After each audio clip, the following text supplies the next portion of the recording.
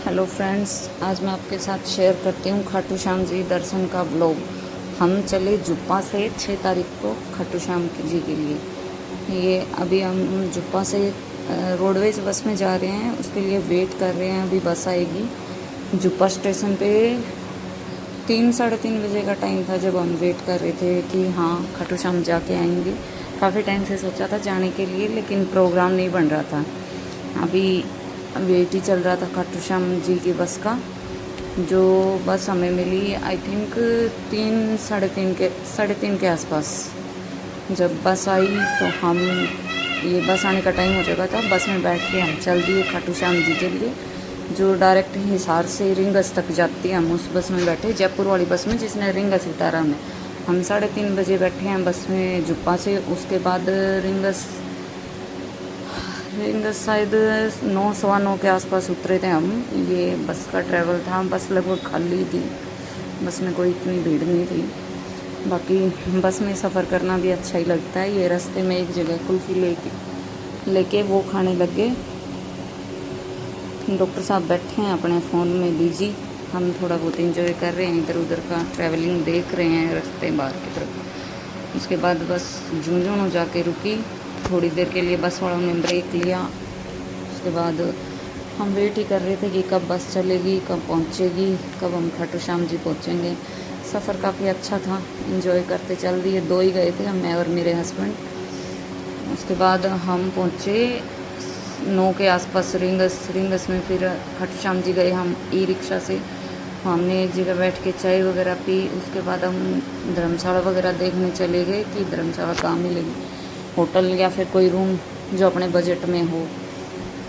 यहाँ थोड़ी बहुत पूछताछ की। खैर हम 6 तारीख को तो नहीं दर्शन कर पाए। 10वीं को 10 बजे ही मंदिर बंद हो गया था, इस चक्कर में हम नहीं जा पाए। खाटू श्याम जी पहुँचने के बाद हमने मुख्य द्वार पर खड़े होकर थोड़ा बहुत वीडियो वगैरह बनवाई।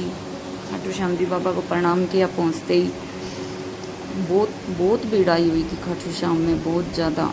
इतना रश था पूछो मत, क्योंकि बड़ी 11 थी ना, ये निर्जला 11 उसके लिए।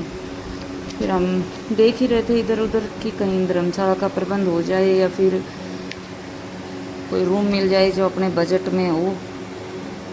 बहुत अच्छा माहौल था खाटू श्याम जी का, मन लग गया वहाँ जाके बिल्कुल ही। काफ़ी टाइम बाद ही गई थी मैं, मेरे हिसाब से 5 या 6 साल बाद।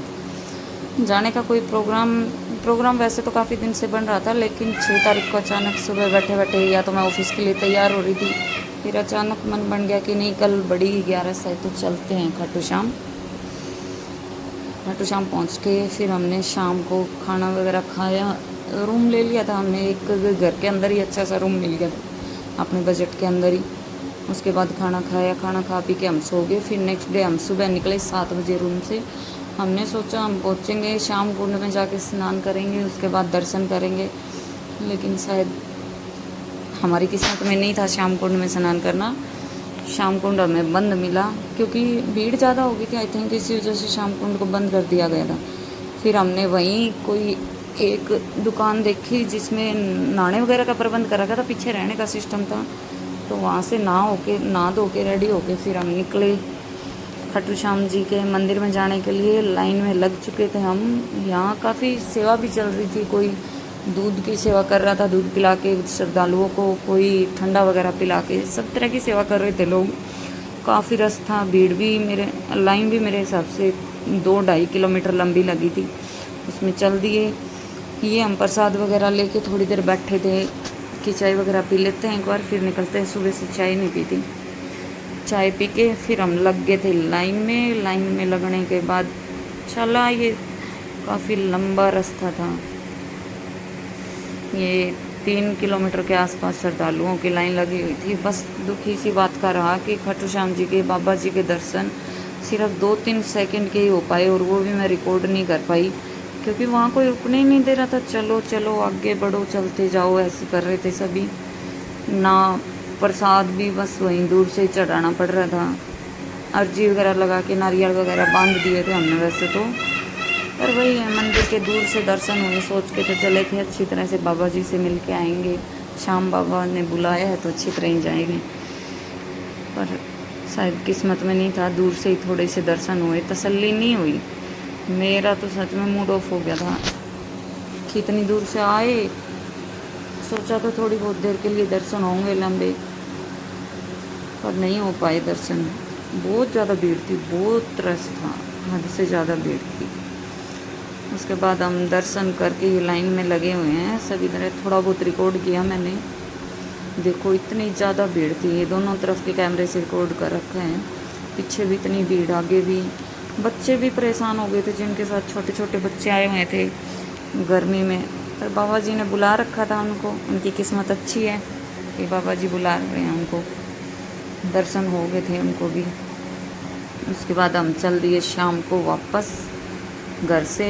हमें आते टाइम लंबी रूट की बस नहीं मिली, हमें बसें चेंज करके आना पड़ा। हियरिंगस से हमें सीकर तक की, चूरू तक की बस मिल गई थी, जिसमें हम बैठ के आ रहे थे। ये तो एसी बस थी, चलो आधा रास्ता कट गया था। उसके बाद मतलब बस चेंज कर करके ही आ रहे थे। ये सफ़र काफ़ी अच्छा रहा, अच्छी बस थी, सुविधा अच्छी थी, इसमें एसी वगैरह चल रहे थे, ठीक था, सफ़र कट गया था अच्छा। ये मैंने कुछ रास्ते में रिकॉर्डिंग की आने जाने की।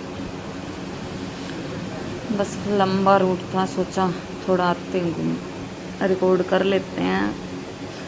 ऐसे कहीं जाना होता नहीं है ना बाहर, जॉब के चक्कर में भी, और वैसे भी नहीं मिल पाता टाइम जाने के लिए। मेरे को सच में बहुत अच्छा लगा। बस दुख इस बात का हुआ कि दर्शन ही थोड़ी सी देर के लिए हुए थे।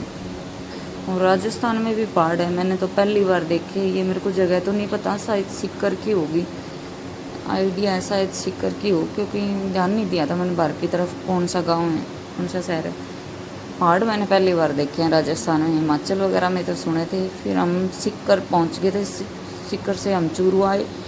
फिर हम राजगढ़ बैठ के बस का वेट कर रहे थे। राजगढ़ से ही हम बहुत लेट हो गए थे, बस बहुत लेट आई थी। ये हमारे साथ एक और लेडीज़ थी जिनको फतेहाबाद जाना था, इनका बेचारी का पर्स भी चोरी हो गया, मोबाइल भी चोरी हो गया, बहुत परेशान थी ये भी। हम जुब्बा तक आए, रात को हम पहुँचे वापस 11 बजे।